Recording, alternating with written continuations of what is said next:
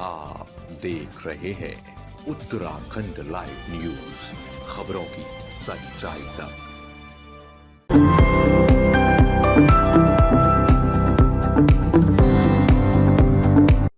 नमस्कार, आप देख रहे हैं उत्तराखंड का number 1 digital channel Uttarakhand live news. मैं हूं आपके साथ अंजलि। चलिए रुक करते हैं खबरों की ओर।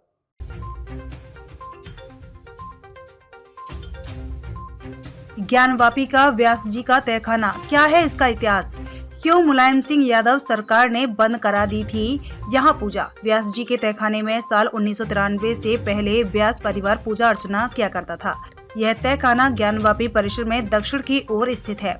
वाराणसी की जिला और सत्र कोर्ट के आदेश के बाद ज्ञानवापी में स्थित व्यास जी के तहखाने में नियमित रूप से पूजा पाठ शुरू हो गया है।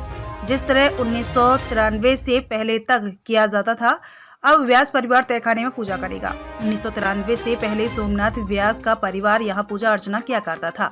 यह तहखाना ज्ञानवापी में ग्राउंड फ्लोर पर मौजूद है, जहाँ हिंदू धर्म से जुड़े चिन्ह जैसे स्वास्तिक, कमल और ओम की आकृतियाँ पाई गई हैं। पिछले साल 25 सितंबर को व्यास परिवार की तरफ से तहखाने में पूजा अर्चना करने की अनुमति के लिए याचिका दाखिल की गई थी, जिसके बाद ज्ञानवापी में ASI सर्वे में व्यास जी के तहखाने की भी जाँच हुई। जांच में तहखाने के अंदर मंदिर के सबूत मिले और कोर्ट ने बुधवार को व्यास जी के तहखाने में पूजा अर्चना करने की अनुमति दी।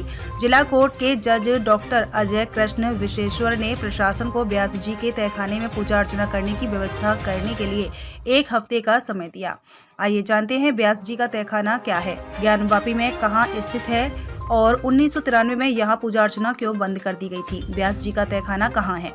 सन 1993 से पहले व्यास जी के तहखाने में पूजा पाठ करने वाले व्यास परिवार के पोते आशुतोष व्यास ने बताया कि ज्ञानवापी के अंदर 10 तहखाने मौजूद हैं। व्यास जी का तहखाना ज्ञानवापी में दक्षिण की ओर स्थित है। यहाँ मौजूद 10 तहखानों में से 2 तहखानों को खोला गया है। कोर्ट में वाद दाखिल कर बताया गया है कि व्यास जी का तहखाना ज्ञानवापी परिसर में नंदी भगवान के ठीक सामने है। यह तहखाना प्राचीन मंदिर के मुख्य पुजारी व्यास परिवार की मुख्य गद्दी है। यह वह स्थान है जहां 400 साल से व्यास परिवार शैव परंपरा से पूजा पाठ करता था। ब्रिटिश काल में भी मुकदमा जीतकर व्यास परिवार का तहखाने पर कब्जा बरकरार रहा। व्यास जी के तहखाने में क्यों बंद हुई पूजा? आशुतोष व्यास ने बताया कि 1993 से व्यास जी के तहखाने को बंद कर दिया गया था और बैरिकेडिंग कर दी गई थी।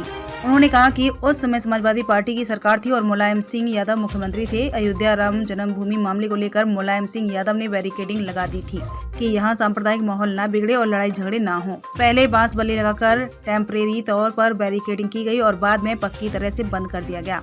तभी से वहाँ पूजा करना बंद है। आशुतोष व्यास ने कहा, पहले हमारे परिवार के लोग पूजा पाठ और अर्चना किया करते थे। हम गए हैं अंदर, हर साल ही जाते हैं। वहाँ रामचरितमानस होता है। ज्ञानवापी में उनके पास ही बांस बलियां रखी होती हैं। अंदर बहुत अंधेरा रहता है। उन्होंने यह भी बताया कि अंदर कई शिवलिंग हैं, नंदी हैं, टूटे फूटे नंदी होंगे और बताते हैं कि खम्भों में कमल, स्वास्तिक और ओम की आकृतियां बनी हुई हैं। आशुतोष व्यास का कहना है कि 1993 से पहले अंदर जलाभिषेक होता था और रुद्राभिषेक किया जाता था।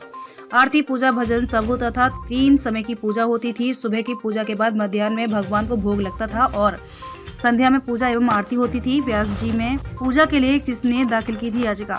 25 सितंबर 2023 को शैलेंद्र ठाकुर पाठक ने वाद दाखिल कर व्यास जी के तहखाने में पूजा पाठ फिर से शुरू करने की अनुमति मांगी थी।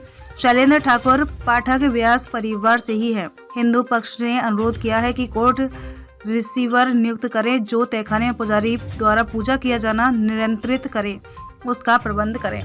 यह भी दलील दी गई है कि तहखाने में जो मूर्तियां मौजूद हैं उनकी नियमित रूप से पूजा किया जाना आवश्यक है। सर्वे में भी वहां हिंदू धर्म से जुड़े चिन्ह और मंदिर होने के सबूत मिले हैं। इसके बाद कोर्ट ने 17 जनवरी 2024 को एक आदेश पारित कर रिसीवर नियुक्त कर दिया, लेकिन पूजा अर्चना के संबंध में कोई आदेश पारित नहीं किया गया है। फिर 31 जनवरी को दोनों पक्षों की दलीलें सुनने के बाद कोर्ट ने हिंदू पक्ष को व्यास जी के तहखाने में पूजा अर्चना करने की अनुमति दी। छोटी से बड़ी खबर जानने के लिए हमारे साथ बने रहिए उत्तराखंड लाइव न्यूज पर। अब चाहूंगी इजाजत। नमस्कार।